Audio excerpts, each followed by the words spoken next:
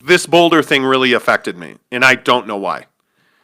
I would guess at this point in my life as an adult, I should be used to this. Mm-hmm. I feel like in this country we have normalized mass shootings.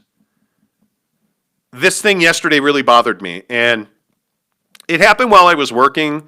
I didn't really think about it. Mrs. Monty and I were talking about it a little bit. I went upstairs. I watched the Jazz game. I watched some John Oliver. I flip on CNN. I turn it off. I flip on NBC. I turn it off. I flip on Fox News.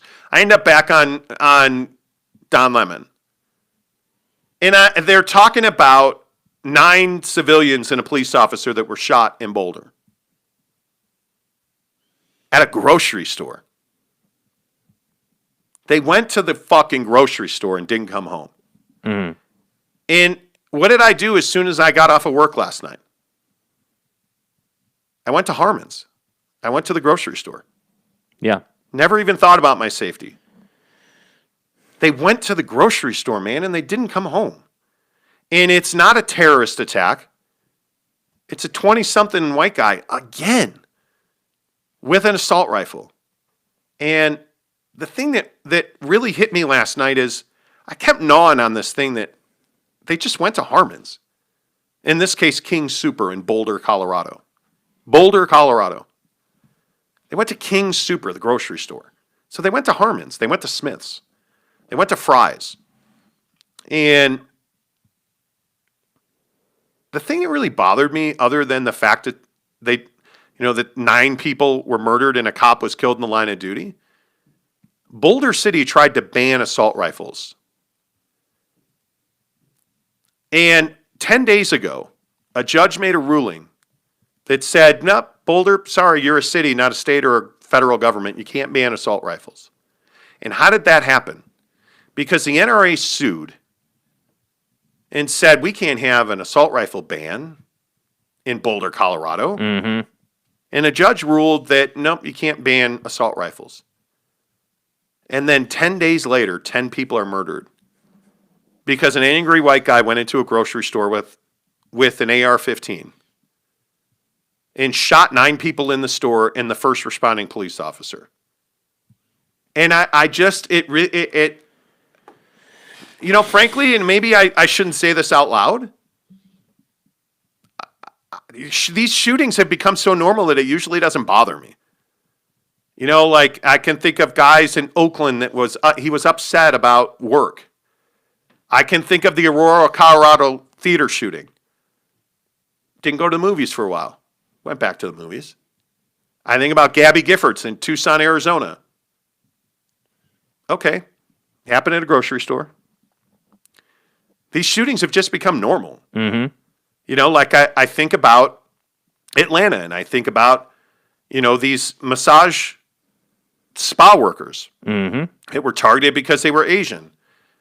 And this cop who said, well, the shooter just had a bad day and he has a sexual addiction, and he got frustrated because he had a sexual addiction. Well, and he also had an assault rifle, and he's a white guy, and he killed a bunch of people. Like that somehow makes it okay. And and I know you probably don't want to hear this at 6:30 in the morning Pacific time, 7:30 Mountain. That's when we're doing this show live. But at what point do we change this? And my real frustration is that there's nothing we're going to do to change this. Yeah. That's the truth. If we're really truth-telling about this, I live in a state in Utah where our senators are not very good at what they do, frankly. I think we have a governor in Spencer Cox that is new. And I think we don't have an appetite to ban assault rifles because, well, frankly, we have the right to go hunting, Monty. Okay, do you really need an AR-15 to go hunting? And at what point do we start having a real conversation that these are white guys, and if you believe, and they haven't named the suspect, but it's out there who he is. And if it is true who the internet says he is, he's a young white guy that has threatened to murder people in the past. And yet, here he is online, still has an assault rifle. Think about the kid who was literally just walking down the street during the Black Lives Matters protest with an AR. Yeah, and who was he? Same thing. He's a white guy that shot a bunch of Black Lives Matter, or a couple of Black Lives Matter protesters. And the cops never stopped him. There's video of this guy, and I'm not going to say his name because I don't believe in publicizing them, but sadly I know his name right off the top of my head. This guy in Kenosha walks, there's video of him walking right by the police. He has an AR-15 strapped to his chest. And he just walks right by the police. What if that had been a black guy with an AR-15? Yeah, he's getting disarmed. And the thing that kills me about that, and I know this isn't going to be a popular opinion, but if it's a black guy doing these shootings, oh man, it's a gang member. It's urban violence. It's it's Chicago where drug dealers are killing drug dealers and gang members, and these are 20-something white guys. Who bombed the Murrah Federal Building? A white guy. Who did the Olympic Park bombing? A white guy. Who's done the vast majority of these mass shootings? White guys. Their weapon of choice is an AR-15. What are we willing to do about that? Why do you need an AR-15? Just give me one reason. Well, there is no reason, but I think if you were to ask a lot of people who are pro AR-15, I think they would tell you that, well, we have a right to bear arms, and that's, we have that right, and that'll never be taken from us, But the issue is that your right to bear arms is getting people killed. Right? Like if this guy has a 10-round clip in a Glock, I'm a Glock owner. Mm-hmm. If this guy has a 10-round clip in a Glock, how many people are dead in that store? Because it ain't 10. I guarantee you that. If this guy, if the guy, why do I know all these guys' name? That's frustrating to me. The guy that rolled into the Aurora, Colorado theater, right? I mean, shoots a bunch of people. Like they're walking with assault rifles and the high capacity magazines with high velocity rounds. Why do you need that? That's not self-defense. That's not self-defense. That's not a shotgun. That's not a long barrel hunting rifle. You're not deer hunting with an AR-15, Mm-hmm. right? What's the difference? And a lot of people say, and of course, the first comment is, well, what's the difference between a long barrel and a long barrel? Well, the difference is that an AR-15 can kill 10 people in 3 minutes, if that. Yeah, it depends. If you walk into a peak hour grocery store with an AR-15, you can kill hundreds of people. easy. Yeah. If you walk into a grocery store at peak hour with a bolt action deer rifle, you might get one shot off. Yeah. Maybe two. And then you're going to be hit hard, right? But the problem is the NRA is in the pockets of so many conservatives and so many conservatives of power that we will never ban assault rifles in this country. I'm 48. I don't believe in my lifetime we will ever see an assault rifle ban. I don't think it'll happen. And the cause and effect on the assault rifle not being banned is that we'll buy more Glocks and we'll buy more shotguns and we'll buy more ARs because he's got an AR, and if he comes into my house with an AR, frankly, I want a handgun. I don't want an AR. In a tight situation, I want a handgun. So don't tell me it's personal protection because it's not.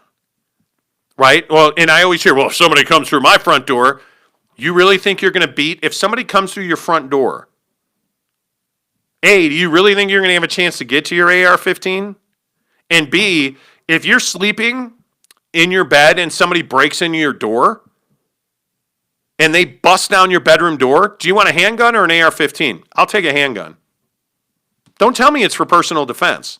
Don't tell me that you need it. You don't need it. You want it. Yeah. You want it. It's just like anything else in this country. We want the biggest, baddest of everything, So, we want, there's definitely a pride thing in saying, oh, well, I own an AR. See it on the wall right there. Yeah, there's absolutely. Definitely there's definitely that portion of it. So I just think that I guess the realist in me just says, like, we need to stop putting energy into banning guns because it's never going to happen. I don't think it's ever going to happen. Yeah, I don't think it's ever going to happen. And what it just reinforces is, you need to carry. You need to carry. Yeah, sadly, I think so. And I don't want to. I don't want to. Yeah.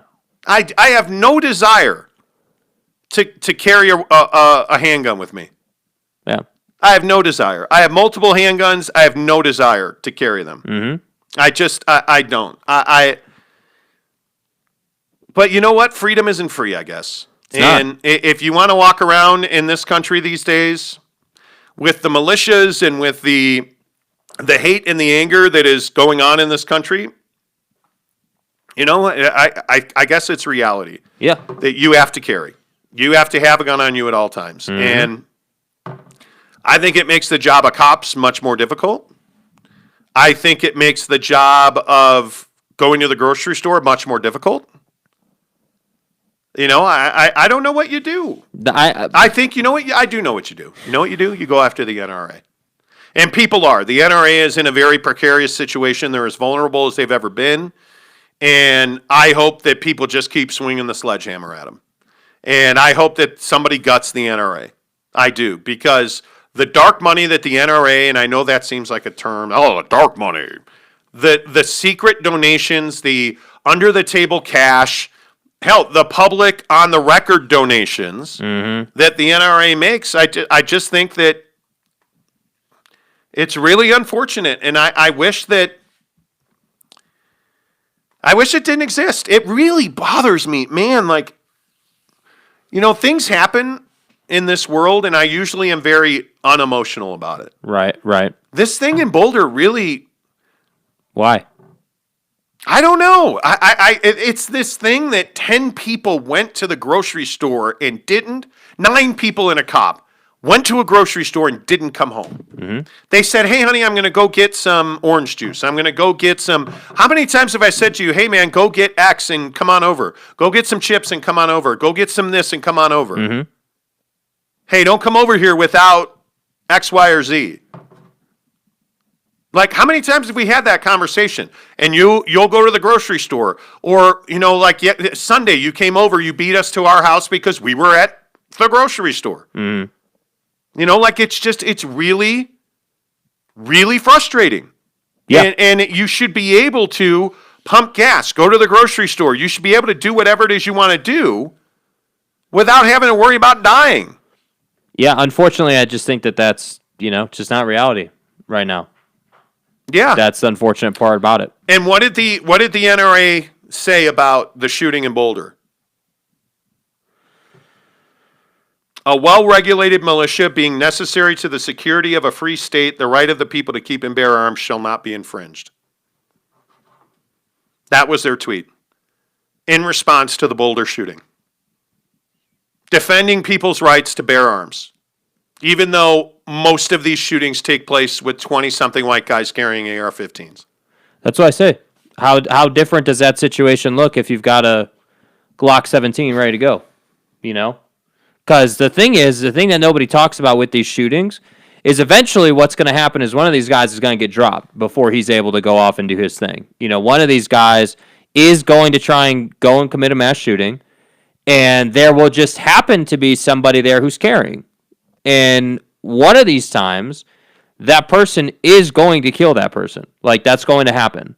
And I just think it's unrealistic to expect the NRA to say anything other than something that's going to make them more money. It's just not realistic. It's just not what they're ever going to do. It's amazing to me that 10 people are dead and you're tweeting the Bill of Rights and you're tweeting the Second Amendment and you're tweeting, I don't know.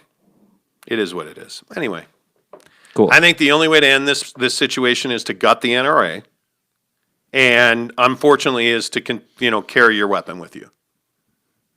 Because it can't be in the car when the guy walks in the front door of the grocery store. No. Nope. Cannot be. Nope. So